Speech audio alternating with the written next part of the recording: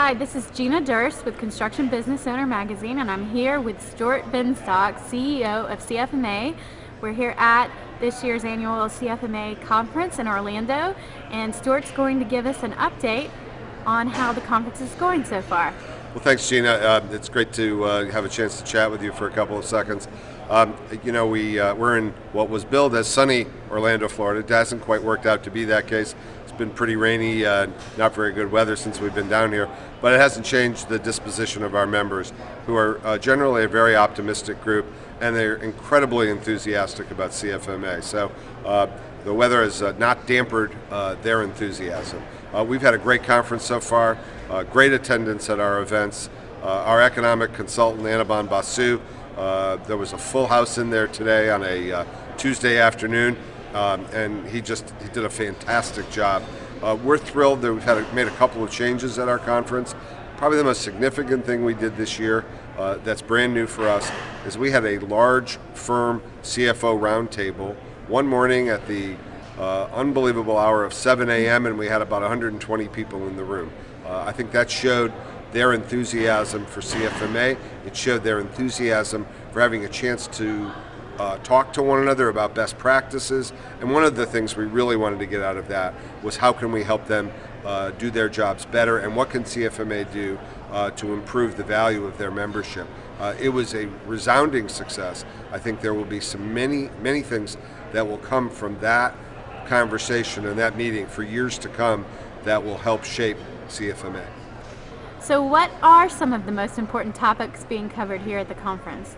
Well, our favorite, kind of seems like it's always in front of us, is this issue of revenue recognition. We've discussed it the last couple of years, and FASB is in the process of making changes to the revenue recognition, and we submitted comments to FASB this year, and I know the subject has not waned in terms of its enthusiasm. I'm about to be the moderator of a panel, and I was just told that the panel is called the Emerging Issues Panel, and revenue recognition is a major topic of conversation. And I've been told that we have 260 people registered for that room. Just a general session. It's not, any big.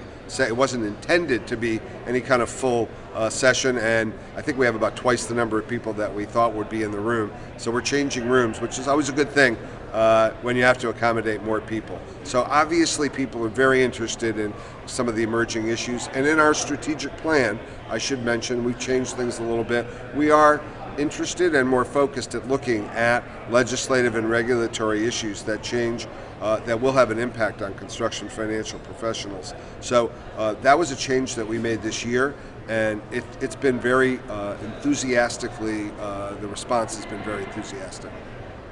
I can tell there are a lot of changes and a lot of excitement in the air, and just from what you've heard from the speakers, what's your general sense of an economic outlook for the construction industry? So right now we see we see it as kind of flat. We have our own Confindex survey that we put out every quarter, and our most recent Confindex numbers show the economy for construction is running flat.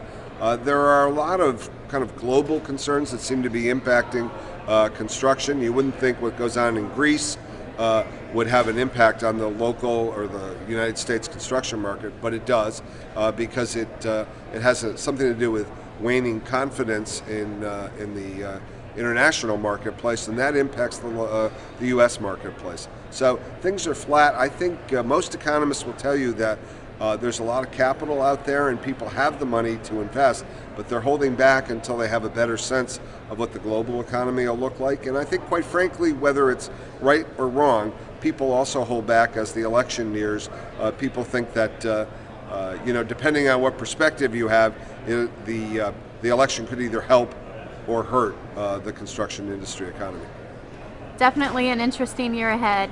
Stuart, thank you so much for your time. We're really happy to be here with all these construction financial experts, learning a lot from the magazine, and we appreciate it. Well, thank you. Thanks for taking the time out to talk to me, and we look forward to working with your magazine in the future.